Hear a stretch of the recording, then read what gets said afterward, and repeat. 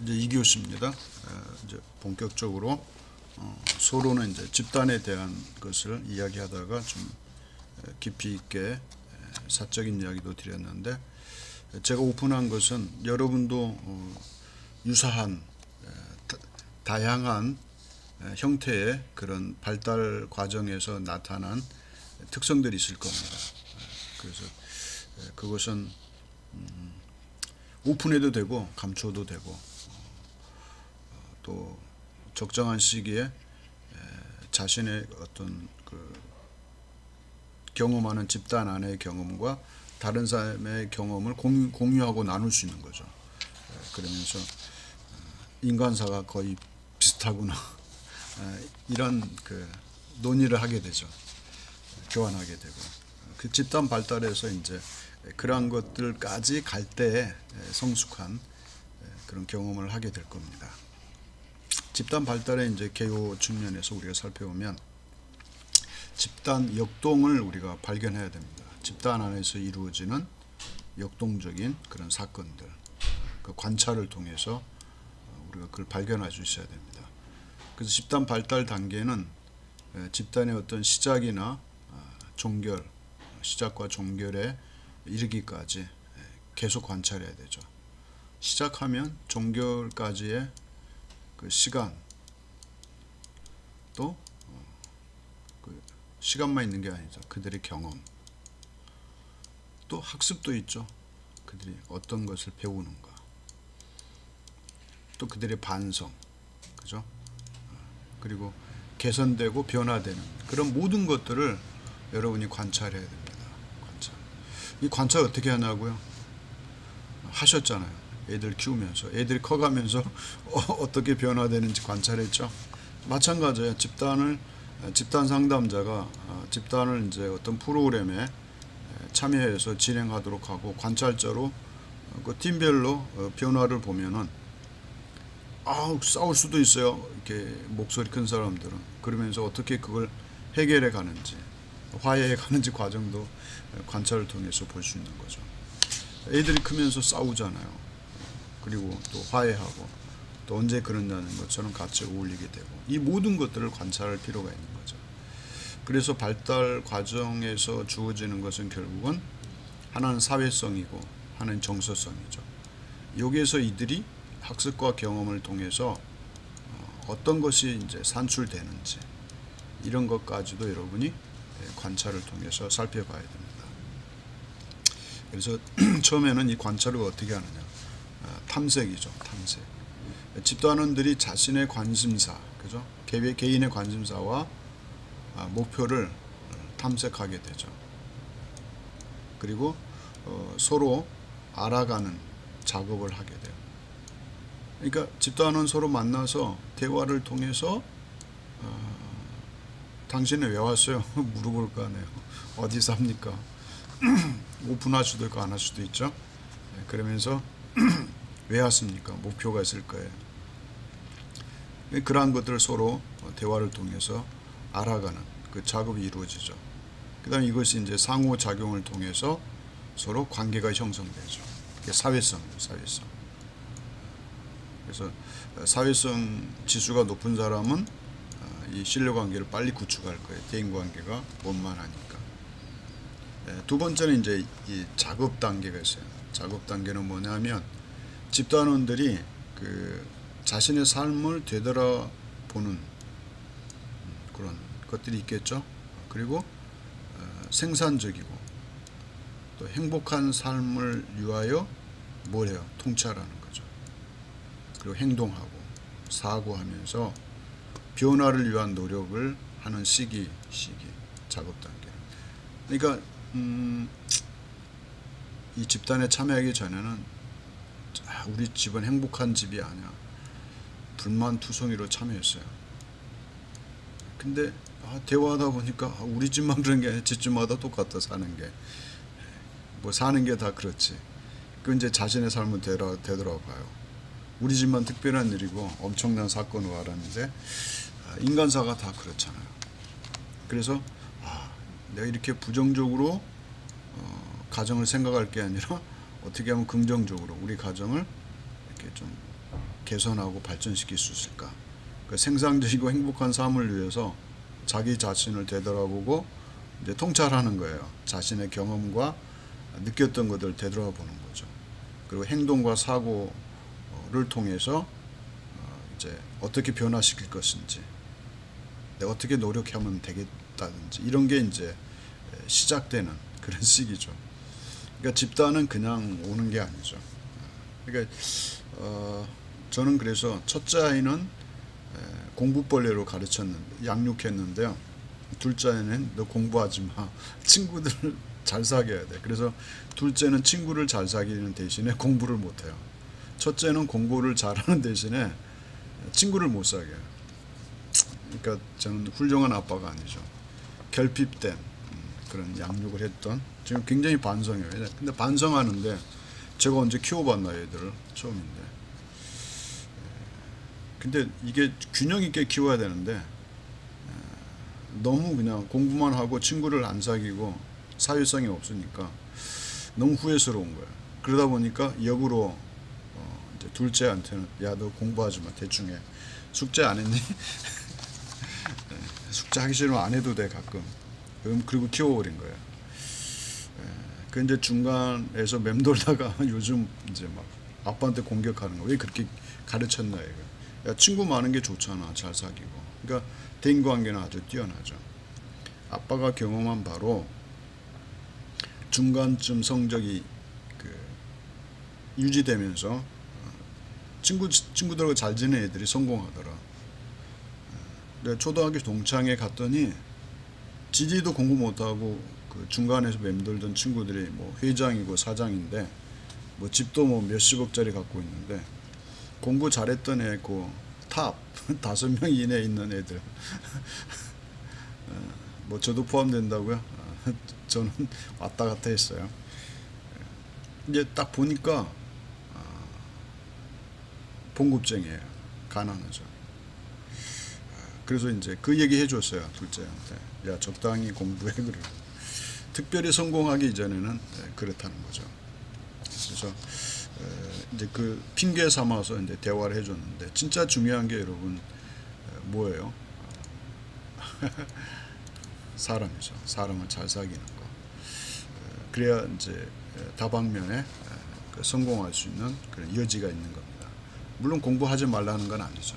저는 두 개 다 갖춰줬어야 되는데 너무 한쪽으로 이제 모은 게 잘못이죠. 그래서 경험 학습을 통해서 이제 생산 단계가 있어요. 그런 작업 단계가 있는가 하면 생산 단계는 뭐냐면 그런 작업 과정에서부터 이제 생산 단계로 접어드는 거죠. 그러니까 경험 학습을 통해서 이게 집단 안에서 또 가족 안에서 경험과 학습을 통해서 집단원에게 통찰이 일어나요. 이제 통찰. 그리고 행동과 사고가 생산적인 방향으로 변화시키는 거죠. 전에는 여러분 자녀들 키워봤잖아요. 얘가 싹 바뀌는 거 있잖아요. 한순간에. 언제 바뀌어요? 끙끙 앓고 나든지 몸살 앓고 나든지 아니면 특별한 계기가 있으면 싹 바뀌어요. 전에는 막 분노하던 걸 이제 분노 안 해요. 다른 게 새로운 게 또 생기잖아요. 발달하면서. 그래서 인간은 어떤 공동체 안에서 이렇게 분노하다가 계속 그거하고 붙들지 않잖아요. 이렇게 자꾸 변화가 일어나죠. 그래서 대인 관계에서나 자신이 계획하는 모든 관계에서는 이런 생산 단계에 접어들게 된다는 거죠. 그 다음에 이제 요 시기가 지나면 이게 뭐 칼로 따르도 딱 그렇다는 건 아니에요. 이렇게 연관돼 있어요. 동시에 일어날 수도 있고. 그러나 그 내용상 이제 딱 칼로 두부 자르듯 잘라서 이제 살펴보는 겁니다. 요 네 개가 아니에요. 하나로 움직이는 거예요. 그러나 이렇게 요 부분은 생산 단계고 요 부분은 통합 단계다. 설명을 위해서 분류해서 설명을 드린 것 뿐입니다. 통합 단계. 이 통합 단계는 습득한 학습 내용을 확인하는 거. 그리고 집단원들이 집단에서 새롭게 습득한 학습 내용을 일상생활에 적용하는 것을 알아가는 시기죠. 그래서 어떤 습득한 내용을 확인, 그 다음에 집단원들이 집단 안에서 새롭게 습득한 학습 내용을 자기의 일상생활에 적용하는 이런 일이 일어납니다. 그래서 이러한 과정을 통해서 집단 발달은 이루어지고 있다. 그렇게 보는 것입니다. 그래서 첫 번째 우리가 발달의 어떤 개요를 우리가 살펴봤고요. 집단을 이해하는 데 필요한 내용들을 특성, 특징, 어떤 집단 발달의 어떤 개요들, 내용들을 우리가 첫 번째 부분에서 집단을 어떻게 우리가 이해해야 되느냐, 집단에 이러한 것들이 있다는 것을 살펴봤습니다. 이제 두 번째는 이제 탐색 단계, 탐색. 사람은 이제 어떻게 집단이 형성이 되면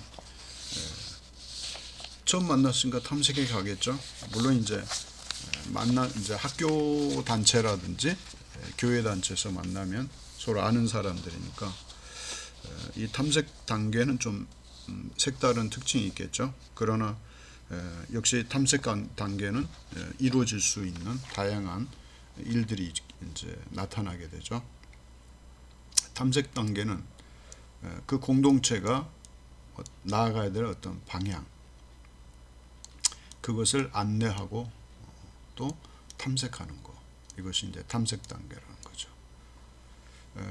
그러면 이제 탐색 단계에서 집단 상담자가 해야 될 일은 이렇게 방향을 안내하는 것, 그 다음에 이렇게 탐색할 수 있도록 이제 모델링이 되어줄 수도 있고 설명할 수도 있겠죠. 이것은 이제 집단 상담자가 방향 제시를 하고 참여하도록 유도하는 거죠.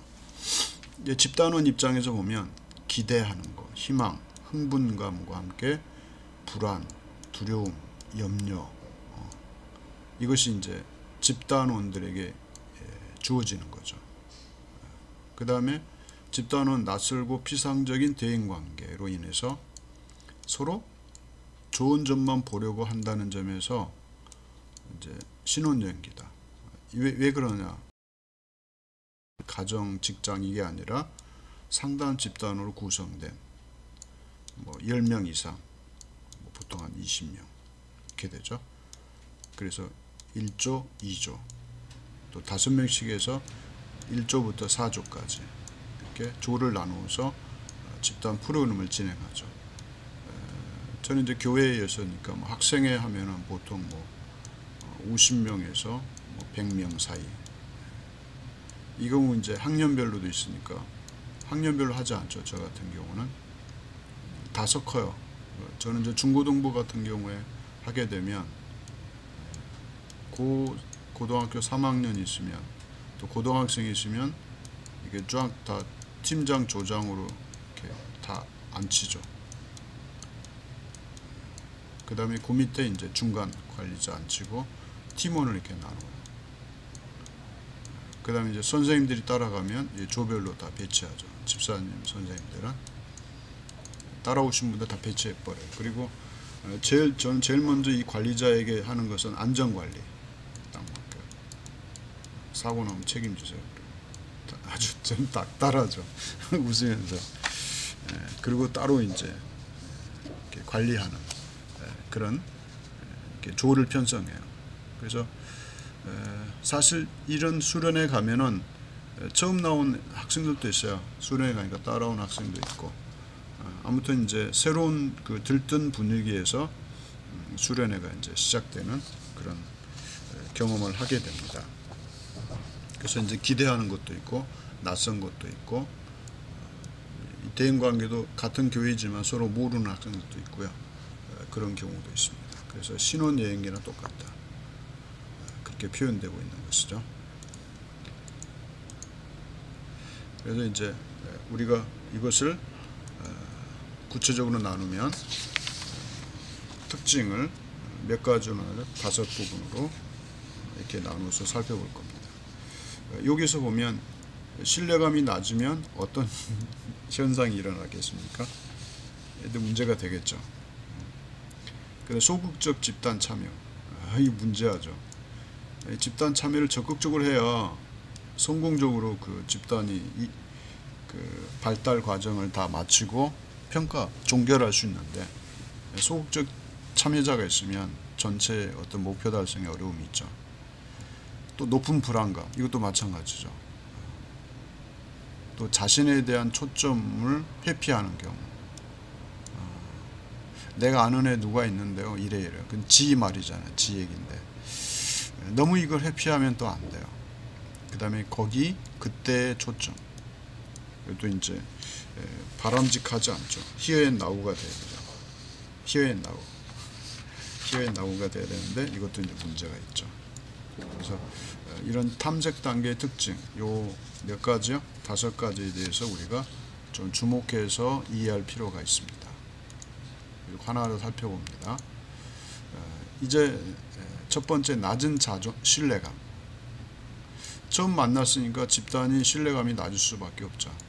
그 집단 안에 집단 상담자, 또 다른 집단원, 집단원과 집단원, 다른 집단 사이에 어떤 신뢰감이 낮은 상태, 이게 이제 낮은 신뢰감이라고 하는데, 이거 개선해야 되죠. 이 상태로 쭉 가면 집단이 이제 발전할 수가 없죠. 그래서 신뢰감을 갖게 하는 맨 처음에 모임은 뭘까요? 1회기에. 이거는 뭐 어느 단체나 하는 게 있죠. 여러분, 모이면 뭘 만들어요? 뭐 어떤 단체는 만들어 가서 나눠주는데 저는 그거 싫어요. 직접 자기들이 만들어라고 그래요. 글씨도 자기 글씨로, 아니면 옆 사람 써주는 걸로 명찰을 만들어요. 실명을 할 수도 있고 아명을 할 수도 있고, 그리고 뭐 1조면 1조, 이렇게 1조에 아무개, 아니면 이 이름이 아니라 이제 아명으로 돼지도 그냥 돼지가 아니라 앞에다 뭐라고 불러요? 여기다 넣죠. 수식어를 꽃돼지. 꽃돼지. 그러면 그 집단 활동이 끝날 때까지 이 친구는 뭐야? 꽃돼지가 되는 거야. 어이 꽃돼지, 그러면 대답하고 가고. 그러니까 그 집단의 어떤 활성화하기 위해서 그런 걸 만들게 해요. 별의별 이름이 다 나와요. 그러니까 실명을 하는 것보다 사실은 이런 아명을 하는 게 좋아요. 또 어떤 사람은 뭐라고 하는 줄 알아요? 노골적으로 해요. 바람둥이. 스스로 그래. 바람둥이. 이렇게. 바람둥이. 그러니까 재밌게 하자고 그러는 거죠. 이렇게. 그러니까 평상시에 쓸 수 없는 그런 이름들을 써갖고 다녀요. 바람둥이 조심해야 돼요. 집단 안에서 조심해야 돼요. 이 사람은 이제 긍정적으로 집단 안에서 사용되는 바람둥이는 이쪽과 붙었다 저쪽과 붙었다, 그냥 그 줏대가 없는 사람을 집단 상담 이론에 설명하는 거죠. 근데 이제 집단과 집단 사이에서는 바람둥이는 그 집단의 질서를 무너뜨리죠. 그러니까 이건 조심해야 돼요. 이게 이제 이론에서 설명하는 바람둥이가 있고, 집단 안에서 이런 성격을 가진 사람이 있어요. 이런 것도 이제 조심할 필요가 있어요. 이건 그러니까 어떻게 보면 이 아명은 의도한 바가 있어요. 이 꽃돼지 그러면 여러분 어떤 뉘앙스가 들어요? 내가 살 좀 빼야지. 뚱뚱하면서 살 좀 빼야지 그래. 근데 지금 뚱뚱한 게 밉진 않은데 살 좀 빼야지. 이런 의도가 숨어 있죠. 그러니까 아명에도 그런 숨어 있는 그런 의도가 있다는 거. 시켜보면 알아요, 여러분. 그래서 그런 것도 최초에 할 필요가 있다. 신뢰감을 조성할 수 있는 분위기를 조성하고 서로 그것을 만들어가면서 이제 친화적인 상태가 되는 거죠. 그 친밀감이 형성되면 신뢰감이, 집단 사이에 신뢰감이 형성이 되는 겁니다. 그 다음에 자신의 문제를 집단원에게 털어놓으면서 이렇게 돼야 조언, 충고, 또 성공과 실패 경험담을 늘어놓을 수가 있죠. 신뢰감이 낮으면 늘어놓을 수 없는 거죠. 그 다음에 다른 집단원 하여금 자신의 문제를 탐색할 기회를 신뢰감이 낮으면 박탈하는 것과 같아요. 이것도 안 되는 거죠. 그리고 신뢰감이 없으면 신뢰 형성을 저해하는 요인이 되죠. 그래서 목적은 요거죠. 신뢰감을 높이려면, 신뢰감을 높여야만 되는 이유는 집단원 간의 조언이나 충고, 성공, 실패 경험을 마음 놓고 이렇게 털어놓을 수 있는 그런 분위기로 조성이 되지 않으면 성공할 수 없다는 것이죠. 그 다음에 소극적인 그 집단 참여, 그 나이가 너무 어리거나 집단 경험이 없으면 어떤 집단 규범이나 어떤 기대되는 어떤 행동을 낯설어서 할 수가 없죠. 그래서 이런 경우에 모델링이 필요하죠. 아니면 도우미가 필요해요. 그 대체로 보면 저는 이렇게 짝을 맞춰줘요. 조가 형성이 되면 적극적으로 참여할 수 있도록 유도하는 그 집단 경험자 또는 교회 오래 나왔던 그 학생과 처음 나온 소극적인 사람을 이렇게 붙어줘요. 그러니까 이 조별로만 나누는 게 아니라 1대1 짝을 또 줘줘요. 그래서 적극적인 사람, 소극적인 사람 붙여주면 2명씩 꼭 화장실도 같이 가고 밥도 같이 먹고 이동도 같이 해야 돼요. 너 조언 어땠어? 그러면 없으면 저한테 아주 혼나죠. 그런 경우. 그래서 꼭 2명씩 붙어 다니게 해서 적극적으로 참여를 유도시키는 것도 중요합니다. 그 역할 혼란을 겪을 수도 있어요. 소극적 참여가. 내가 왜 왔는지. 그래서 모델링이 필요하고 집단 상담자 아니면 이게 경험자와 처음 온 사람 이렇게 묶어줘야 돼요. 이 사람을 도와줄 수 있도록 2명을 하나로 묶어주는 그런 작업도 필요합니다. 그 다음에 이제 불안감이 높으면 이것도 문제가 되죠. 불안감이 높으면 집단 참여를 할 수가 없죠. 주저하고 꺼리는 거죠. 그 다음에 주 요인은 내재적 갈등이에요. 속의 내적. 그러니까 속에 뭔가 이게 좀 이렇게 경직돼 있어요. 털어놓을 수도 없고, 그러니까 친밀감도 없고, 그래서 좀 서먹서먹한 그런 가운데 이런 것들이 있는데 이걸 해소해야 됩니다. 그래서 자신의 소망, 욕망, 욕구를 표출하면서 앞으로 나가고 싶으면서도 내면에 어때요?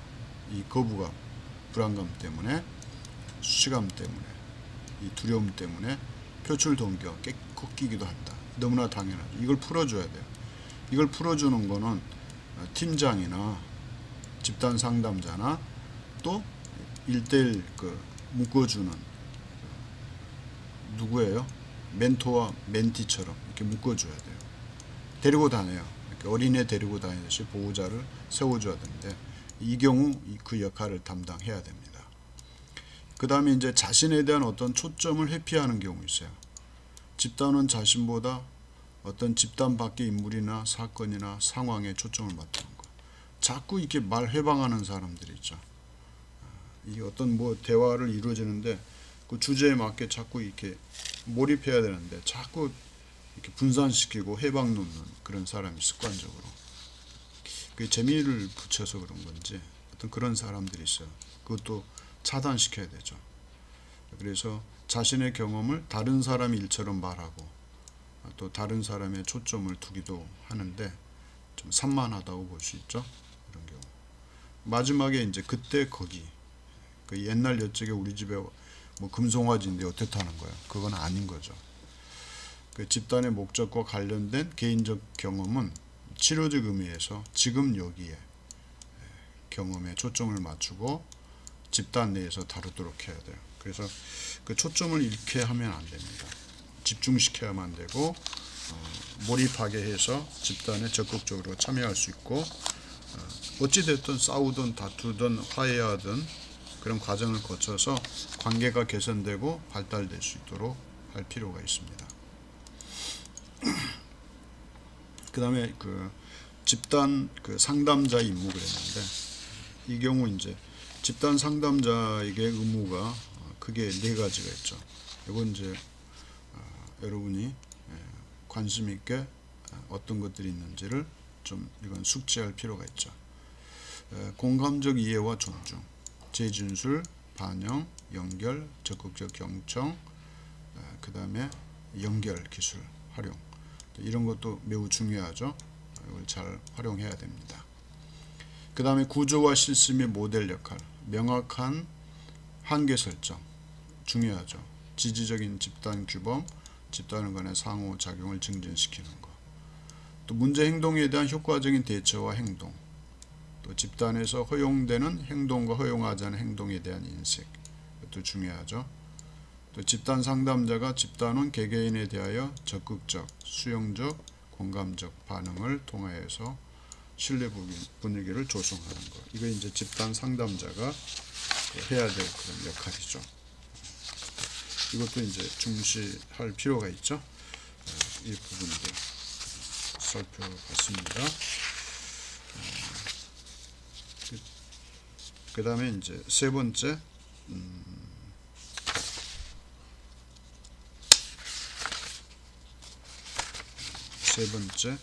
여기까지 더 살펴보고 3교시 넘어가겠습니다. 한번 조금 더 살펴봅니다. 탐색 단계에서 촉진 전략, 집단 참여 목적에 대한 명료화, 이건 중요하죠. 집단 참여 목적에 대한 명료화, 이것이 이제 보통 뭐가 있어요? 프로그램 개요가 있죠. 핸드북, 이거 꼭 만들어야 됩니다. 거기 보면 행사명이 있죠. 목적, 목표, 그렇죠. 그 다음에 규칙 같은 것도 들어있어요. 그 다음에 일정표 들어있어요. 시간계, 일정표, 이런 것들이 딱 되어 있어요. 그러니까 일목요연하게 딱 개요가 정리되어 있는 거, 이거 굉장히 중요합니다. 이걸 만들어야 됩니다. 집단 규범 발달하는 거, 명시적 규범, 암묵적 규범, 그 규범을 잘 지킬 수 있도록 해야 됩니다.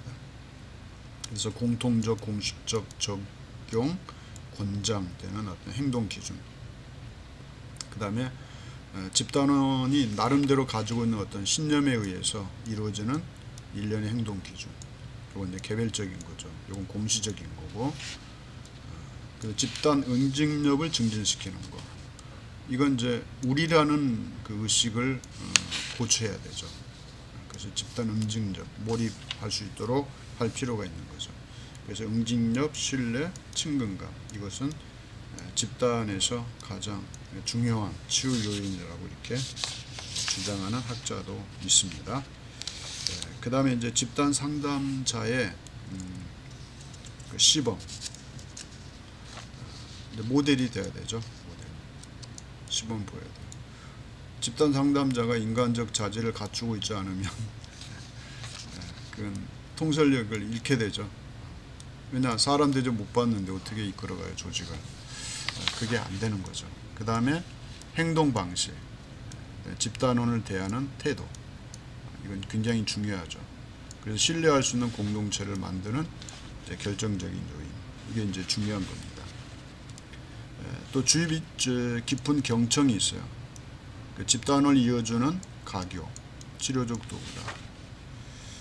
그 다음에 사람은 자기 이야기를 들어주고 이해하는 사람을 신뢰하는 경향이 있다.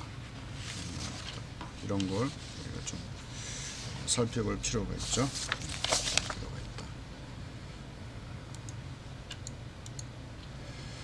그 다음에 이제 공감적인 이해. 그래서 집단의 주관적 경험을 이해하고 그 경험 세계를 그 입장에서 느끼는 것, 이것도 중요하죠. 그 사려 깊은 측면, 집단원의 말과 행동, 또 말의 앞뒤가 일치하지 않음을 드러내 줌으로써 자신의 어떤 모순점을 깨달아 통찰할 수 있게 하는 기술이죠.